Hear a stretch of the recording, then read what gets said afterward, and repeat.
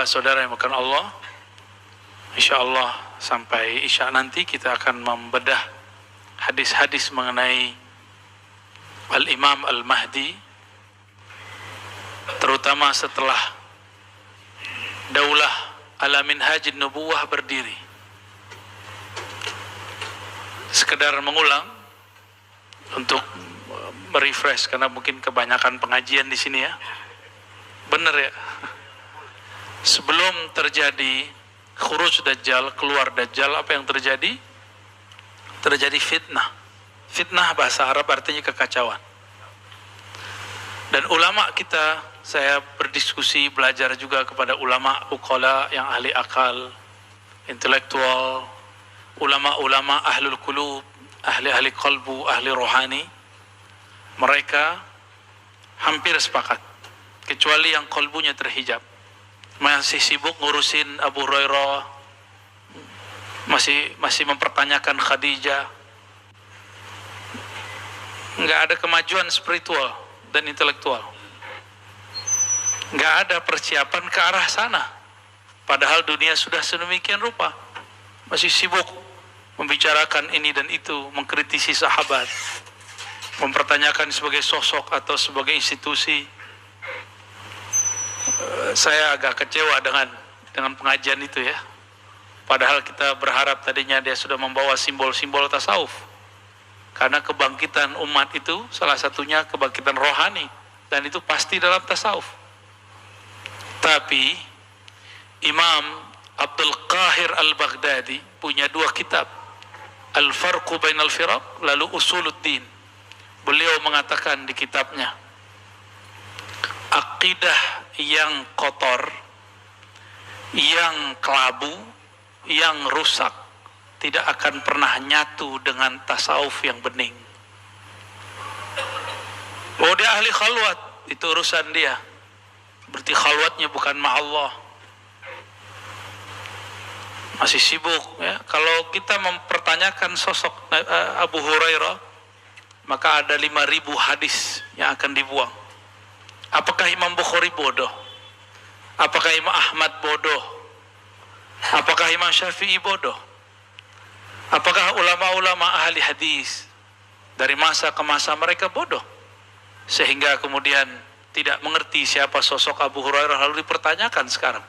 Ya, kita agak kecewa besar dengan sikap seperti itu. Ya.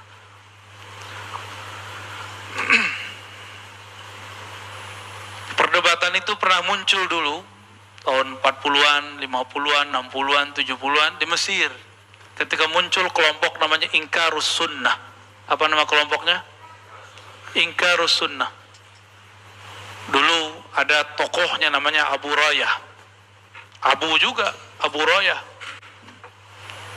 Dan dia menuduh Abu Rayah itu cuma seorang pemalsu hadis. Masa 3,5 tahun bisa hadis lebih banyak daripada Ali? Lebih banyak daripada yang lain. Belum lagi nanti mereka mengatakan hadis Abu Hurairah adalah produk politik. Macam-macam lah ya. Kul ma syi'ta. Katakan yang kamu mau ya. Kita sudah punya panduan dari dulu. Bahaya nggak? Hadis Bukhari itu kalau nggak diulang-ulang itu 4.000 sampai 5.000 tanpa pengulangan. Abu Hurairah jika dikumpulkan semua riwayatnya sahih dan hasan dan dhaif sekitar 5.000. Kalau kita pertanyakan Abu Hurairah, gimana nasib hadis-hadis ini? Wacana tapi dijadiin pengajian, itu jadinya. Maka saya mengimbau kepada para dai, diri saya sendiri, jangan jadikan wacana bahan pengajian. Ya, jangan jadikan wacana pemikiran di kampus dibawa ke mimbar yang suci. Kasihan jamaah, kasihan umat. Dan Rasulullah SAW melarang untuk memperolok-olok sahabatnya. Ada yang lebih tinggi, katanya sufi, katanya bertasawuf, mengajarkan kitab-kitab Syekh Abdul Qadir Jilani. Apa ada zikir dia lebih banyak dari Abu Hurairah? Abu Hurairah zikir setiap malam 12.000. Antum lihat kisahnya, dan itu riwayatnya sahih. Saya kecewa berat lah ya. Semoga beliau memperbaiki di masa depan, ya. Amin. Ya, kita nggak ada kebencian dengan seseorang. Tapi kalau dia membenci sahabat Nabi, maka dia layak dibenci. Ya. Tapi jika itu sebuah kekeliruan, ya semoga dia perbaiki. Ya. Baik. Kita masuk ke hadis. Ini hadis Imam Abu Daud, ya, bahwa di akhir zaman akan terjadi fitnah akhir zaman, dan itu panjang. Puncaknya ada dua, muncul Dajjal, dan terakhir nanti ada lagi Ya'juj dan Ma'juj. Kita yang kita bicarakan dari kemarin adalah pra Dajjal keluar dan setelah Dajjal dibunuh. Tadi saya katakan kami dialog dengan ulama-ulama ahlul qulub, ulama-ulama intelektual, dan mereka cenderung mengatakan apa? Bahwa virus-virus yang berkembang belum lama ini itu adalah pertanda awal dari fitnatut Dajjal. Secara kedokteran silakan katakan ahli kedokteran, secara politik silakan, bisnis silakan. Saya membicarakan sisi yang lain. Kalau dokter boleh berbicara sisi dia, kenapa saya nggak boleh berbicara sisi saya? Ya, mungkin ada beberapa orang yang mungkin mengatakan, Ustadz ini dongeng.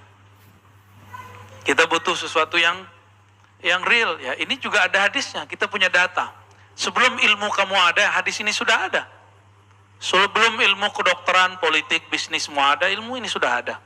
Ya, jangan terlalu sombong lah. Kemudian mengatakan orang yang berbeda faham, beda pandangan dengan kita, kemudian dongeng, ya.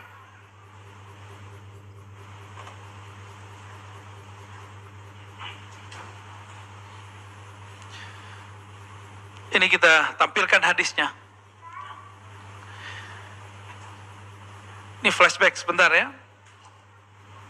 Jadi mereka kemudian menganggap inilah. Nah, kalau di Yaman ada namanya Syekh Al-Habib Al-Adni, Abu Bakar Al-Adni. Ini salah satu ulama intelektual yang punya pendekatan ilmu namanya fikih tahawulat. Fikih tahawulat itu ternyata nggak jauh berbeda dengan apa yang kami diskusikan lama dulu dengan kawan-kawan kami di Indonesia juga. Bahwa belajar Islam itu 4. Fikih berdasarkan hadis Imam Muslim yang akan kita nanti baca di pertemuan pertama nanti ba'da Isya, ya, jam 8 atau jam 8 nanti kita lihat waktunya. Mungkin teman-teman mau makan dulu ba'da Isya, jam 8 kita balik, ya, insya Allah. Jadi beli kitab Sahih Muslim belum? Buat nggak ngaji sampai jam 10 tuh? Ya, antum nampung doang masa nggak mau? Aneh belajar 15 tahun, ya, masa nampung doang nggak mau, ya? Bagi yang ada waktu. Syekh Al-Adni mengatakan ada ilmu fiqih, ilmu akidah, ilmu tasawuf. Lalu beliau menyebutkan ilmu eskatologi. Eskatologi ini fikih akhir zaman. Ya. Sama dengan penemuan kita, cuma saya menyebutnya dengan istilah yang berbeda, ya. Fikih akhir zaman ini saya bagi 2. Jadi kalau beliau 4, saya jadi 5. Fikih akhir zaman itu pertama, gerakan apa yang akan kita persiapkan menyongsong akhir zaman. Maka disebut harakah. Ya. Lalu tujuannya sampai kemana? Tujuannya itu yang kelima. Yang Nabi sebut, summa yakunu, ya. Selalu setelah itu ada daulah, kekuasaan ala minhajin nubuwah, dalam manhaj kenabian. Itu. Jadi fikih akhir zaman saya baginya 2. Harakah. Harakah ini pergerakan. Bergerak tuh berarti nggak boleh diam tuh.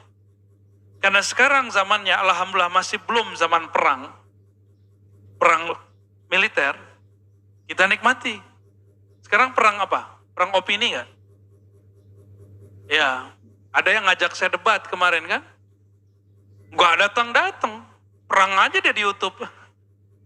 Maka kita katakan ke depan kami tidak akan lagi mau menerima tantangan kalian. Cemen, ya, nggak akan saya terima lagi. Kita sudah sediain waktu, banyak aja alasannya. Malah memanfaatkan oknum polisi. Malah kita disalah-salahin di situ. Ya salam. Jangan-jangan Anda terpapar, Pak Polisi. Ya. Semoga Pak Polisi yang lain tidak terpapar ya. Amin. Semoga yang ngurus bangsa ini, yang jaga bangsa ini aman kolbunya, aman akidahnya. Amin ya Rabbal Alamin. Itu bagi saya sangat menyakitkan sebenarnya. Ya. Bukan menyakitkan kita dendam, tidak. Loh kok gitu amat ya? Ramainya di YouTube. Di depan kita nggak ada satupun.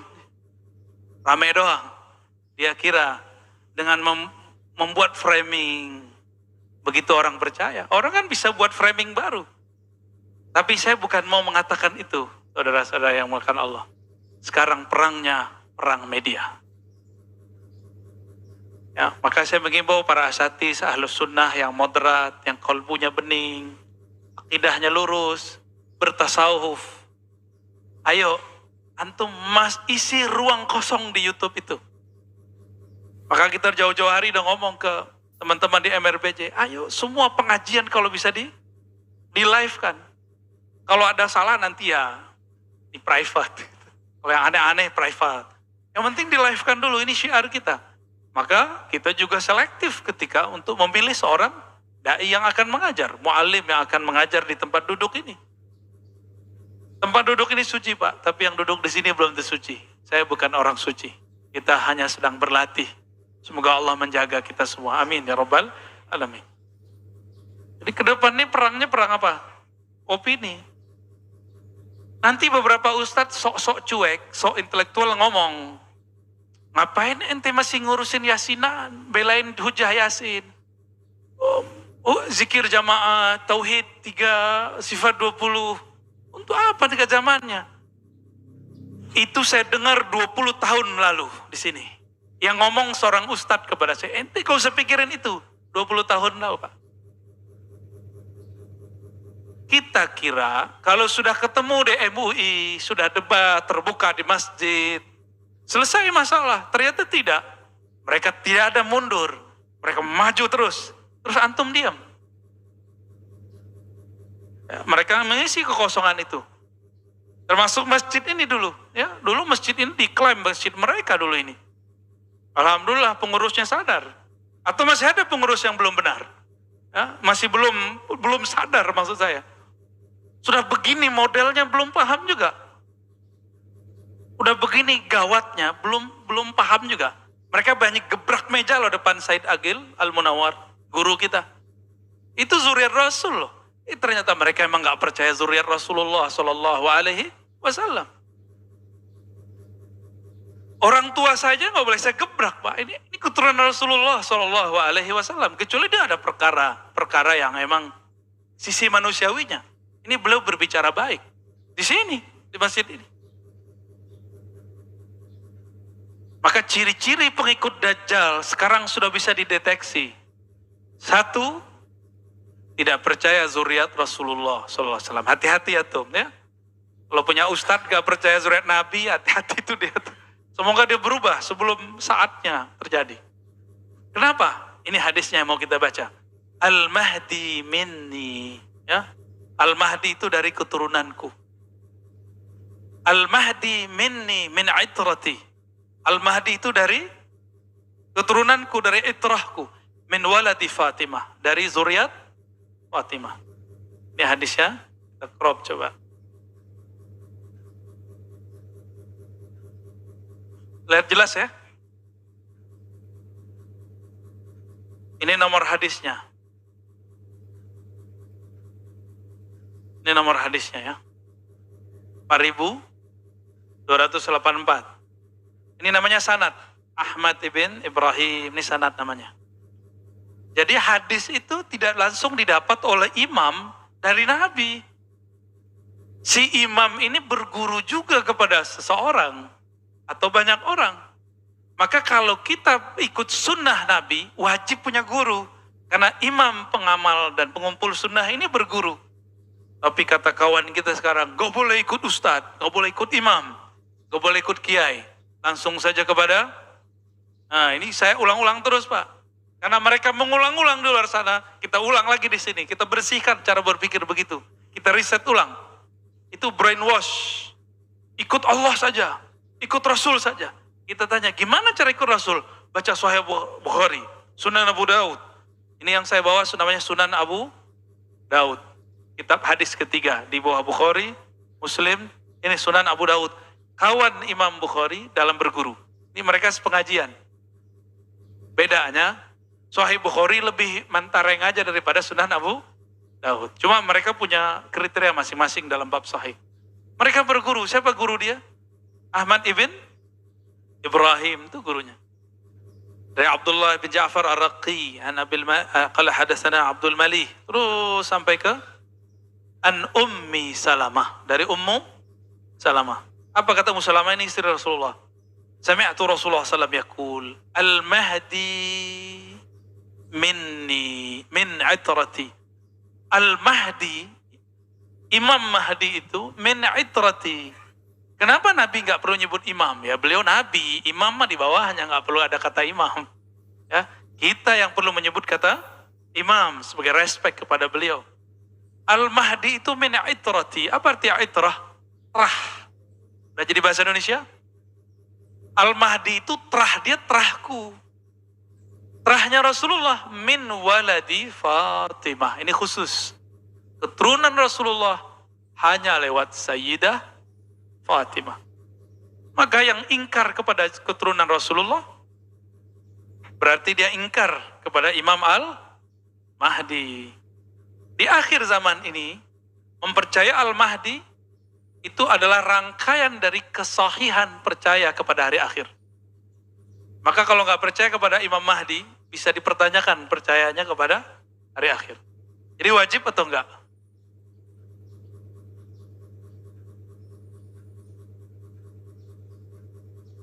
Dipercaya terhadap hari akhir, di dalamnya ada tanda-tanda kiamat. Salah satunya khurujul Mahdi, munculnya Al-Imam Al-Mahdi. Ini hadisnya.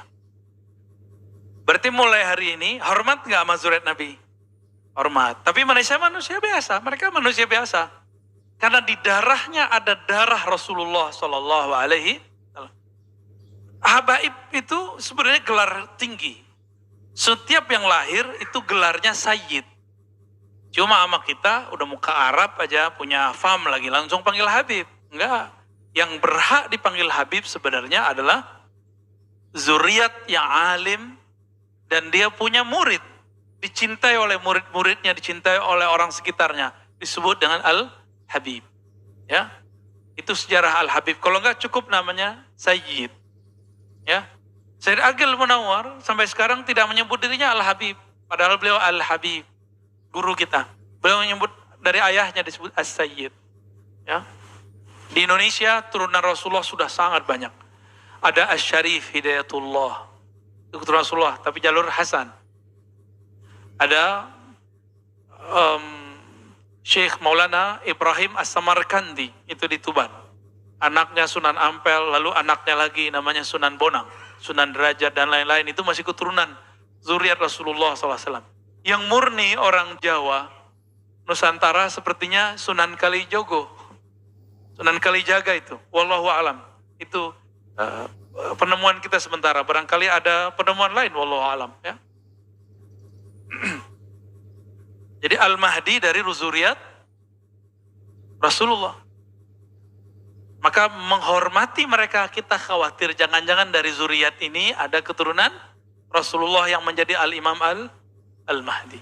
Dan Rasulullah mengatakan dalam hadis Imam At-Tabarani, Al-Kalabazi dan lain-lainnya, ahibbu ahla baiti hubban li. Cintailah zuriatku karena engkau cinta kepadaku. Jadi bukan karena dirinya, tapi karena di dalam dirinya ada warisan Rasulullah SAW.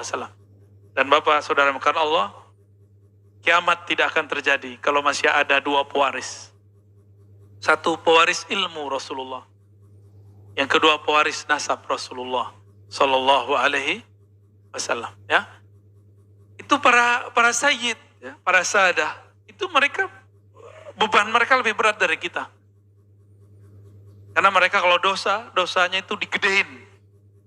Satu tapi gede hitungnya. Kenapa? Mereka membawa darah Rasulullah Sallallahu Alaihi Wasallam. Ya, bukan berarti para sayyid Habib ini tidak ada dosa. Mereka ada dosa. Sama kayak kita persis. Yang nggak belajar ya nggak jadi ulama. Yang dagang ya jadi pedagang. Yang sekolah, yang berpolitik jadi politisi. Sama kayak manusia biasa, perbedaannya dia dipilih Allah menjadi zuriat Rasulullah SAW. Kita bukan. Gitu ya. Karena kita bukan zuriatnya dari sisi nasab. Maka carilah nurnya dari sisi ilmu. Ini hadisnya. Hadis ini sahih ya.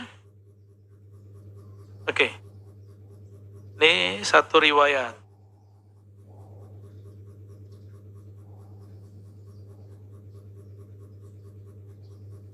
Di riwayat berikut Al-Mahdi minni. Nah, ini mulai masuk ke intinya sebenarnya. Imam Mahdi itu keturunanku. Al-Mahdi artinya yang diberi guidance, hidayah. Hidayah itu turunnya kemana? Ke kalbu. Wa may yu'min billahi yahdi qalbah. Siapa yang percaya kepada Allah, maka Allah hidayahi kalbunya. Allah hidayahkan. Orang yang dapat hidayah namanya Mahdi. Maka pengikut Imam Al-Mahdi namanya Al-Mahdiyin. Ya? Apa nama pengikutnya? Al-Mahdiyin. Oke. Kelihatan Al-Mahdi. Nah, kelompok pengikut dia disebut dengan Al-Mahdiyin.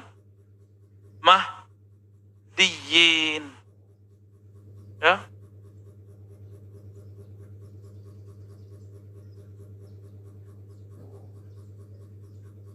Apa arti Al-Mahdiyin? Orang yang kolbunya diberi petunjuk oleh Allah.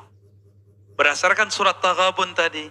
Wa may yu'min billah yahdi qalbah. Siapa yang percaya kepada Allah, maka Allah guidance kolbunya. Maka siapakah kriteria Al-Mahdiyin ini? Satu, dia mukmin. Ya, mukmin. Satu. Mukminnya tidak hanya dengan mulut, tapi dia bergerak dengan kolbunya. Maka dia ahlul qulub, ya, ahli kolbu. Kolbunya hidup. Karena hidayah turunnya ke dalam kolbu. Hidayah nggak turun ke sini, Pak. Maka bisa jadi orang tamat pesantren nggak dapat hidayah, apalagi di luar pesantren. Orang tamat UIN aja bisa liberal, apalagi antum. Jangan dibalik. UIN liberal sesat. Kalau tamat UIN bisa sesat, antum gimana ceritanya? Jangan dibalik. Ini logikanya sekarang dibalik. Karena mungkin ada kecemburuan dari orang tamat-tamat universitas yang sana. Mereka nggak mau, ya, nggak mau ditinggal oleh jamaahnya atau pengen menghancurkan pamor ulama yang tamatan UIN, IAIN. Gimana caranya? Tuduh aja UIN, IAIN liberal. Tuduh aja itu murtad. Biar jamaah ngaji ke dia, kan gitu jadinya. Biar umat tidak ikut. Kan begitu. Itu sudah bagian dari dajajilah. Pembohongan. Pembuatan opini yang tidak benar. Kalau di kampus UIN orang masih bisa keliru, padahal di situ diskusi keagamannya tiap hari, kira-kira antum yang nggak ngaji kitab gimana? Itu lebih gawat lagi. Jangan dikira pemikiran begitu cuma ada di sini. Ummul Qura banyak, di Madinah ada. Antum kan nggak suka sama orang yang aneh-aneh dikit. Padahal kadang aneh itu ada yang benar loh. Karena Nabi mengatakan ghuraba. Ya. Orang-orang aneh itu bagus malah. Aneh itu bukan penampilan. Aneh itu adalah kebeningan kolbu di saat semua kolbu kotor. Ini malah sibuk di baju, sibuk di celana. Itu gagal fokus namanya. Sibuk itu di kolbu ini karena yang tidak berubah dari dulu adalah guidance di kolbu. Kalau pakaian berubah karena budaya berubah. Dulu Rasulullah pakai sarung, antum sekarang pakai celana. Ada yang pakai gamis. Emang Rasulullah pakai gamis begitu? Kan enggak juga. Rasulullah pakai sarung, pakai baju atas, terus kemudian pakai jubah luarnya. Itu budaya di zaman Rasul, mungkin nggak cocok di zaman kita. Silakan pakai celana, nggak apa-apa. Tapi saya ingin mengikuti sarungnya Rasulullah. Kami ngaji kepada Syekh Abdul Razak Al-Aswad ya dari Aleppo. Dia lihat saya dan teman-teman saya pakai sarung. Apa kata beliau? Enta talbas ma yalbashu Nabi, libas qadim. Pakaianmu pakaian Nabi beneran. Kenapa? Saya bingung. Ini pakaian kiai kami nih, Syekh. Bukan, dia bilang gitu. Nabi itu yalbas al-izar. Nabi menggunakan sarung. Cuma kan gak cocok Pak ngampus pakai sarung. Ya, karena nasibnya kayak saya lagi pernah makir di kampus pakai sarung, mau disetrap kita sama security-nya. Ya, nggak tahu dia kalau kita dosen di situ. Nasib pakai sarung ke kampus. Itu seumur-umur saya sekali datang tuh kampus pakai sarung. Padahal dulu anti sarung, kemana-mana pakai celana. Karena di tempat saya dulu nggak biasa orang pakai sarung, pakai celana aja kemana-mana. Sekarang dapat hadis sarung itu pakai sering-sering ya. Alhamdulillahirabbil. Jadi yang disebut Al-Mahdi ini dia percaya. Percaya itu bisa nggak setengah-setengah? Saya percaya tapi dikit, nggak bisa begitu. Percaya itu nggak ada hubungannya dengan cocok logi. Ya, inilah rahasianya. Kenapa Allah samarkan dari manakah Al-Mahdi keluar? Supaya orang-orang yang palsu-palsu nongol sebelum waktunya. Dan Nabi sudah mengatakan begitu, khairul qurun qarni, sebaik-baik kurun di zamanku, abadku, lalu abad setelahku, lalu abad setelahku. Setelah itu apa kata beliau? Akan muncul orang yang bersaksi sebelum bersumpah, yang bersumpah sebelum bersaksi. Dan sekarang muncul.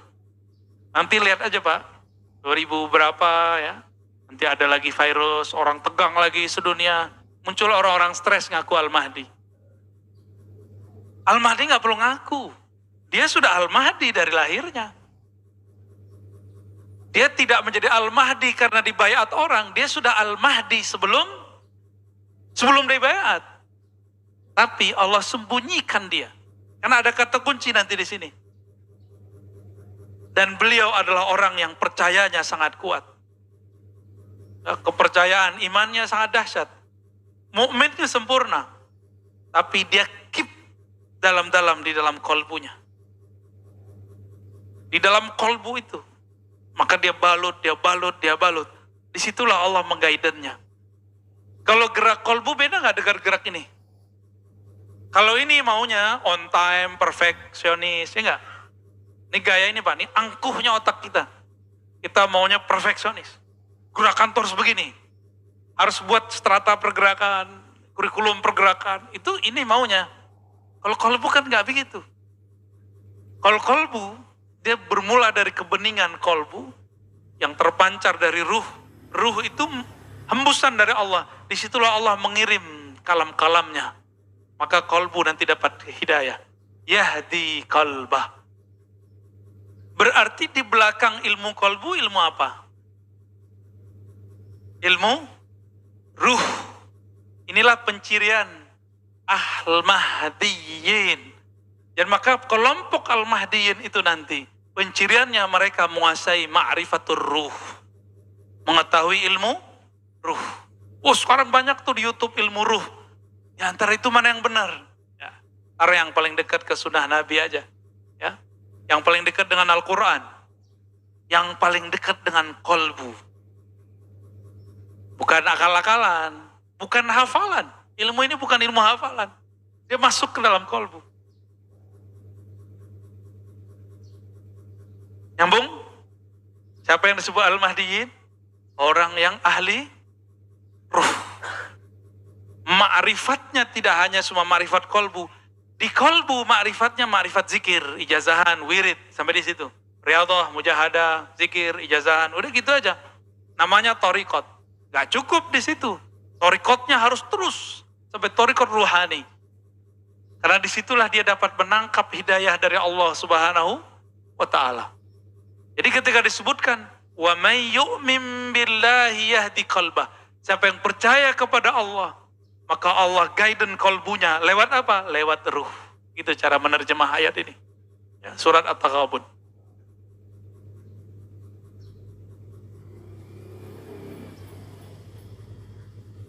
Maka pergerakannya nanti bukan yang nongol-nongol sekarang di YouTube itu ngaku-ngaku mimpi ketemu Allah, belum tentu itu ya. Ya sekarang pengikutnya udah buat perumahan lagi ya. Perumahan akhir zaman namanya. Insya Allah. Kalau ada perumahan akhir zaman bikin selamat, saya mau beli ah. Berdasarkan satu hadis, hadisnya menyebutkan bahwa jika terjadi fitnah akhir zaman, beruzlahlah ke tempat sepi, hutan, tempat yang tiada orang di sana. Lah dia buat perumahan. Perumahan rame nggak Pak? Ya, itu karena tidak bergerak dengan kolbu, tapi dengan ro'yu. Nah, jadi musuhnya Al-Mahdi siapakah nanti? Ahli ro'yu. Ro'yu itu menjadikan akal intelektual segala-galanya. Akal doang ya. Nanti jadi akal-akalan. Ya. Ya seperti yang terjadi sekarang. Ternyata dia bukan membawa kemurnian tasawuf. Ternyata banyak akal-akalannya, maka dia berani kemudian mengkritisi sosok yang sudah sangat mapan di kalangan ahli hadis, ahlus sunnah wal jamaah. Ini sensitif sekali. Benarlah kata Imam Abdul Qahir Al-Baghdadi tadi, gak mungkin akidah yang bening bercampur dengan kepercayaan yang kotor, gak mungkin. Ini musuhnya di sini nanti nih, kelompok yang ro'yu. Akal-akalan sebenarnya, bukan akal ya, akalan. Kita sebut sekarang cocoklogi. Nah, ini hati. Cocoklogi bukanlah hidayah kolbu. Maka kalau orang cocoklogi ini ngomong, batin saya, hati saya, firasat saya, antum hati-hati aja. Ya, mereka sudah keliru kemarin. Nah, tapi tidak minta maaf mengenai dukhon. Ada yang minta maaf? Minta maaf ke umat? Minta ampun kepada Allah? Tidak. Itulah ego intelektual ahlu ro'yu. Orang ahlu ro'yu itu gak mau minta maaf. Gengsi. Takut dia kemudian kalau minta maaf menurunkan pamornya. Padahal orang yang ilmiah itu mau mengaku salah. Ahli kolbu mau memaafkan di saat orang menyerangnya. Di saat orang membencinya, dia nggak masalah bagi dia. Jadi pembedanya apa? Di sini ahli ruh. Ahli ruh. Nanti jadi perangnya ini nanti nih. Orang yang ro'yu. Ro'yu ini terbagi dua. Ada yang pakai teks. Ada yang pakai konteks. Pakai teks, dalil ini. Maka pertanyaannya mana dalil mulu? Ro'yu juga itu. Walaupun dia mengira dengan menyebutkan dalil, itu sudah nyambung. Belum tentu nyambung. Ketersambungan pemahamannya harus dibuktikan. Nyambung gak dengan ulama? Kalau enggak masuk. Ya. Kemudian coba perhatikan di hadisnya ya. Nah, hadis ini sudah mencakup apa yang mau kita bahas pada malam ini mengenai Al-Mahdi. Ini ciri-ciri fisik. Nah, di sini banyak orang stres ngaku nih. Ajlal jabhah, jidatnya agak lebar. Hati-hati antum yang lebar tuh ya. Ntar lagi stres ngaku Al-Mahdi lagi. Beruntung lah jidatnya nggak lebar. Aman. Aknal anf ini mancung lah ya. Tapi nggak mancung amat gitu. Yamla'ul arda qista. Nih dia. Jadi setelah nanti Dajjal kalah, kan sekarang pembahasannya itu ya, setelah Dajjal kalah, yamla'ul arda qista. Dia akan memenuhi bumi dengan qista. Apa arti qista? Keseimbangan. Wa'adla, keadilan. Semua orang pengen keadilan kan? Sekarang banyak yang menurut kita nggak adil. Kenapa? Karena kita dapat persepsi dari YouTube, dari berita. Persepsi itu yang membuat kita tidak mengatakan tidak adil, tapi ada kelompok lain mengatakan adil. Karena dia baca persepsi yang lain. Jadi jangan-jangan persepsi kita yang mengatakan adil tidak adil. Kalau nanti tidak ada persepsi, semuanya objektif. Kama muliat jauran wa zulma. Sebagaimana sebelumnya bumi dipenuhi oleh kezaliman. Yamliku sab'a sinin. Menguasai selama 7 tahun. Di hadis yang lain 8, di hadis yang lain 9. Maka saya mengambil yang 9 tahun. 9 tahun. Masih ingat Dajjal berapa hari di bumi? 1 hari sama dengan 365 hari setahun. Gak usah khawatir, nanti Allah ganti. Bukan setahun, sehari bersama Al-Mahdi. Nanti sama rasanya dengan setahun. Hitung aja tuh, 9 kali 365 kali 365. Rasanya ribuan tahun, rasanya. Tetap hitungannya 9 tahun. Itu kenapa? Karena farhan, karena sangat bahagia. Kenapa bersama Ad-Dajjal terasa lama? Karena merasa mencekam, tersiksa. Jadi 2 nih waktu. Ada waktu yang membuat kita terasa lama, itu karena tersiksa. Ada yang karena saking bahagianya. Nanti di zaman itu, di pendek cerita, kita simpulkan banyak hadis. Di zaman itu, gak ada lagi orang yang berhak menerima zakat. Maka mumpung yang punya rumah kosong, punya rumah nganggur, kasihlah ke orang-orang yang nggak punya rumah tuh. Yang punya harta numpuk, bagi-bagilah. Ini waktunya sudah dekat, Pak. Kalau virus ini berubah modelnya gimana? Nanti tidak ada turun hujan, paceklik, tanaman nggak ada tumbuh. Duit bisa dimakan nggak? Duit di bank bisa dicairkan nggak? Mumpung masih bisa berbagi, berbagilah sekarang. Sebelum berbagi nanti tidak ada artinya. Karena nanti kalau orang udah masuk zaman Al-Imam Al-Mahdi, semua keberkahan Allah turunkan. Gunung-gunung emas tuh nanti dibuka semua. Jadi nggak ada orang, kita mau ngasih duit tuh, orangnya punya duit. Yang dulu kita ingat dia miskin, dia nggak miskin lagi.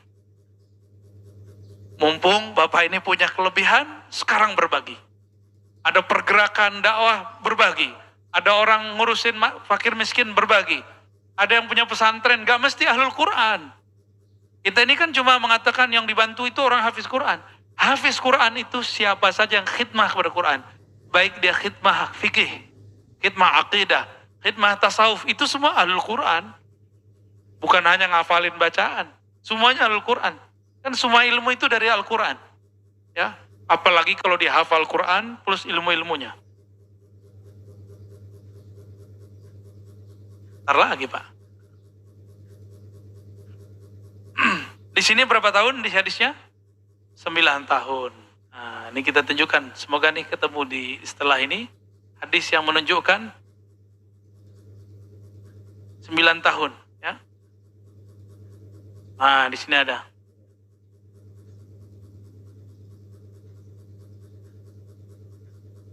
Fayalbas sab'a sinin.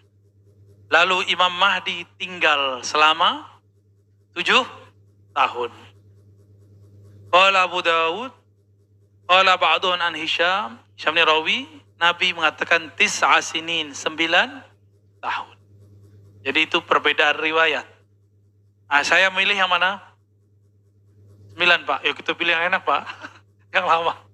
Bukan sembarangan pilih, karena yang ngomong Hisham. Hisham itu adalah Amirul Mukminin fil hadis. Ya, amir dalam ilmu hadis. Meskipun hadis ini dhaifkan oleh sebagian ahli riwayat, tapi hadis ini diperkuat oleh setelahnya dan sebelumnya. Maka hadisnya walaupun ini ada yang nulisnya dhaif, tapi dia sudah menjadi hasan. Ya, hadis ini sudah naik menjadi hasan. Kenapa? Karena ada hadis penguat sebelum dan setelahnya. Ada teknik-teknik untuk meneliti hadis. Nanti saya cerita pada insya Allah. Ya. Nanti ada yang disebut sahih. Kapan hadis disebut sahih? Jangan asal ngomong-ngomong doang, sahih. Disahihkan Albani. Memang kalau disahihkan Ar-Razi nggak bisa terima. Ya, lagu aman ente gitu ya. Di sini coba lihat. Nanti yang terjadi yaksimul mal, harta dibagi-bagikan. Ya'mal finnas, beramal di tengah manusia dengan sunnah Nabi.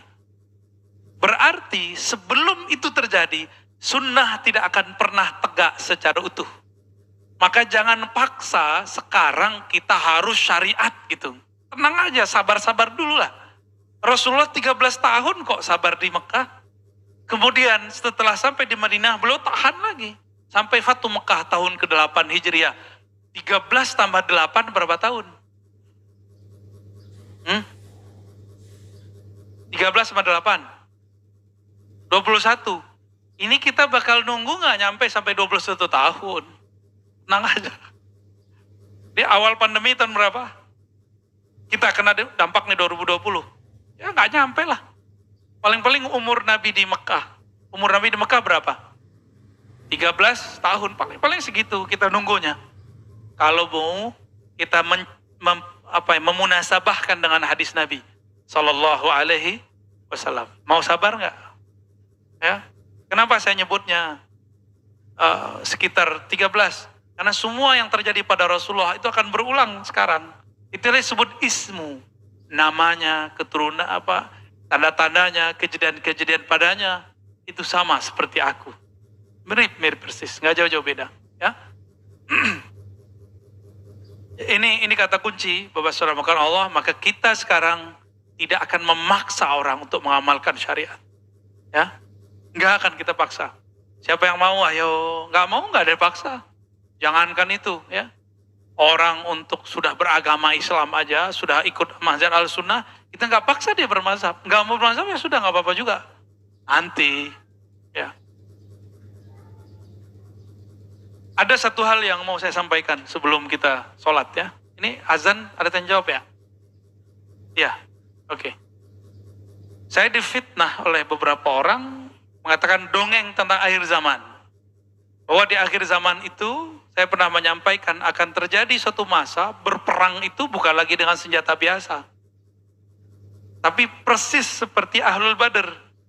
Ahlul Badr itu mereka berperang tidak hanya dikuatkan oleh senjata, tapi dikuatkan oleh para malaikat. Di hadis Imam Muslim, nanti kalau sempat saya tunjukin nanti pada Isya, dikatakan bahwa ada seorang sahabat Nabi mengatakan, ketika kami hendak memukulkan tombak atau pedang kami, tiba-tiba musuh sudah terjungkal. Kami mendengar bunyi pukulan yang sangat deras. Dari manakah itu? Sahabat nanya, wahai Rasulullah, itu siapa? Maka Rasulullah mengabarkan itu malaikat muqarrabin. Mereka turun sekitar 70 orang, tapi membersamai kalian. Dongeng gak tuh? Itu hadis Muslim loh Pak. Hadis Bukhari. Yang saya baca tadi itu hadis Bukhari. Dongeng gak tuh? Yang mengatakan itu dongeng, jangan-jangan dia telah terjebak kepada ingkarus sunnah. Ingkar kepada sunnah Nabi, padahal ngakunya manhajnya sunnah. Ya. Sekarang latihan panahan, tapi nggak percaya bab itu. Emang antum bisa ngalahin Dajjal pakai panah? Aneh mau tanya, bisa ngalahin Dajjal nggak dengan panah? Kalau bisa, antum aja jadi Imam Mahdinya, ya? Nggak bisa. Dajjal itu sangat sakti sekali, sangat hebat sekali. Dia bisa nahan hujan, nah itulah puncaknya. Dia bisa menghidupkan orang mati. Sebenarnya itu bukan orang yang dihidupkan, tapi syaitan yang menyerupakan manusia. Ya, siapa yang mati di situ dia serupakan, dia bangkit lagi. Karena itu pasukan dia semua. Dajjal itu dikuatkan dengan tentara-tentara jin dan syaitan. Maka orang-orang Al-Mahdiyin tadi dikuatkan oleh Allah SWT dengan malaikat dan jin-jin muslim. Nanti, ya, sabar ya. Sabar. Ini kan gak sabar masalahnya. Main cocok logi aja ya. Baik. Nah, di sini disebutkan bahwa Al-Mahdi yubayyi'unahu bainar rukni wal maqam, ya. Nanti terjadi ikhtilaf inda mauti khalifah, ketika mati seorang khalifah. Maksudnya pemimpin. Fa yakhruj rajulun min ahli Madinah, lalu ada seseorang dari ahli Madinah keluar datang ke Mekah dipaksa untuk dibaiat. Nah, karena hadis ini keluar, nanti akan muncul orang-orang, dia datang dari Madinah, itu banyak Pak nanti. 2025, 26, 27, 28, nanti kita saksiin aja ya. Orang-orang stres, nanti dia datang ke Madinah, ngindap beberapa hari, terus pindah ke Mekah minta dibaiat. Soalnya kan dia dipaksa. Ntar lihat ya, Al-Majnunun, orang-orang stres yang ngaku jadi memahdi nanti. Kita ketawa aja kalau nanti terjadi. Sampai di pembahasan kita tadi, ada yang mau ditanyakan? Ya,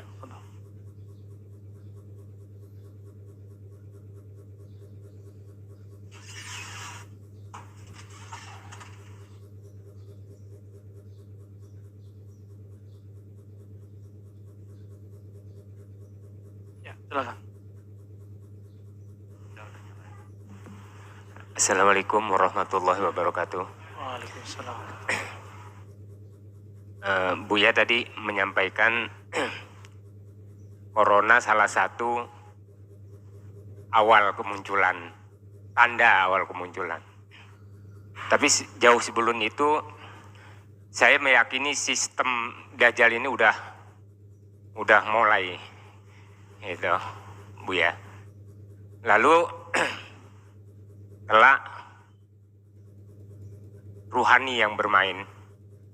Jadi perangnya itu kan yang Buya sampaikan tadi kan bukan perang lagi fisik, tapi udah main ruhani. Sejauh ini Buya, kalau saya bisa istilahkan, ruhani sama jasad saya ini belum kawin ini Buya. Jadi ruhani saya ini masih terbungkus oleh jasad, sehingga ya jasad, ruhani. Yang saya mau tanyakan, perkawinan antara ruhani saya dan jasad saya ini, Buya. Demikian Buya. Assalamualaikum warahmatullahi wabarakatuh.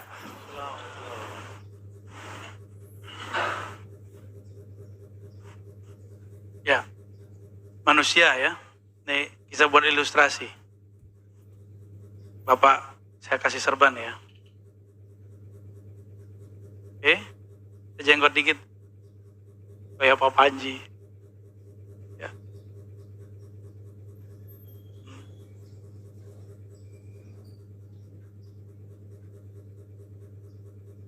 Ini fisik. Anggap saja benar ya, kayak manusia ya. Ini fisik kita, ini fisik. Tubuh ini dari mana? Dari tanah. Ntar kalau dia pulang, kemana dia pulangnya? Pulang ke tanah. Tubuh ini fisik, kembali ke fisik. Maka tidak perlu perkawinan antara tubuh ini dengan ruh. Ruh kita ditiupkan Allah dulu di perut ibu kita. Berarti kita inilah yang disebut alien sebenarnya. Sekarang pesawatnya bernama manusia. Jadi ini adalah pesawat tercanggih di alam semesta. Jangan cari-cari piring terbang. Itu di rumah aja tuh piring terbang. Show. Ya. Hemat saya begitu Pak. Piring terbang tercanggih ini tubuh manusia ini. Di dalamnya ada energi dahsyat yang bernama ruh. Ruh ini sekarang jadi tuan atau jadi budak di tubuh kita. Itu aja masalahnya. Ruh ini lebih murni dari malaikat. Malaikat makan nggak? Malaikat tidur nggak? Malaikat bedanya dengan ruh. Malaikat ahli zikir, ruh ahli ilmu. Itu aja bedanya. Apa perbedaan ruh dengan malaikat? Malaikat ahli zikir. Wa nahnu nuqaddisu bihamdik wa nuqaddisu lak. Itu dalilnya. Surah Al-Baqarah. Kami banyak tasbih. Kami ini baik-baik orangnya. Tapi perbedaannya ruh. Ruh itulah yang disebutkan min ruhi. Hembusan dariku. Dari ruhku. Apa maksud ruh di situ? Itu rahasia Allah. Bisa kita artikan ilmu. Karena ruh kadang diartikan wahyu. Ruh diartikan kadang bisikan dari Allah Subhanahu wa ta'ala. Bisa nggak menangkap bisikan Allah itu? Bisa nggak menangkap itu? Jika dapat menangkap itu berarti ruhnya hidup. Gimana caranya? Nah, inilah yang Nabi katakan. Dalam beberapa ayat, ini futuh namanya. Nabi diperintahkan, kul, katakan, innama ana basyarun mithlukum. Aku ini basyar, manusia. Nih, basyar.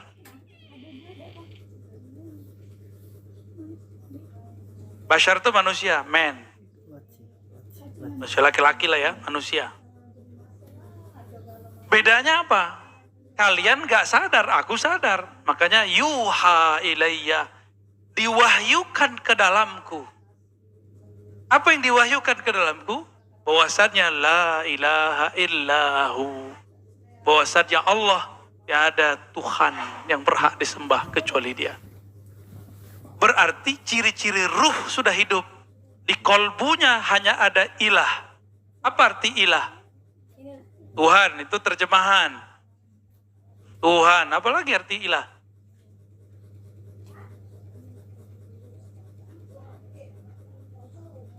Yang dicintai. Yang dicari. Maka saya sering nanya, hidup buat makan atau makan buat hidup? Yang mana nih? Ruh kita butuh gak makan nasi begitu? Malaikat aja gak makan, Pak, apalagi ruh. Lalu makanan malaikat apa? Zikir. Kita punya sisi malaikat, itu kolbu namanya. Jadi Bapak di dalam ini ada namanya kolbu. Ya. Kolbu ini makanannya cuma zikir. Kebanyakan mursyid, guru, kiai berhenti di sini. Zikir pagi sore, zikir malam, zikir kopi, berhenti di situ. Padahal ada lanjutannya.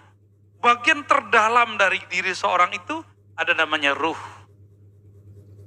Di situ ada pengetahuan tentang Allah Subhanahu wa Ta'ala, dan pengetahuannya mutlak. Itulah yang disebut al-haqqu min rabbika. Jika turun ilmu ke dalamnya itu pasti benar. Makanya ilmu Rasulullah pasti benar. Karena Rasulullah manusia, kita manusia. Kenapa beliau pasti benar, kita pasti tidak benar? Karena kalam yang muncul dari kolbu beliau, itu munculnya bukan dari ro'yu, bukan karena sekolah, bukan karena pengalaman hidup, bukan karena zikir yang banyak, tapi karena di kolbunya ada ruh yang hidup. PR kita ke depan, Bapak Ibu, ayo belajar ilmu ruh. Belajar hadis, tapi targetnya ngerti ruh. Ini belajar hadis, belajar sunnah, nyalahin orang lagi. Berarti gagal faham. Karena ahli ruh tidak ada kepentingan menyalahkan orang. Kalaupun menyalahkan, itu karena sayang. Bukan menyalahkan yang dikemukakan. Bukan kata sunnah bid'ah yang dikemukakan. Ya, tapi rahmah yang dibicarakan.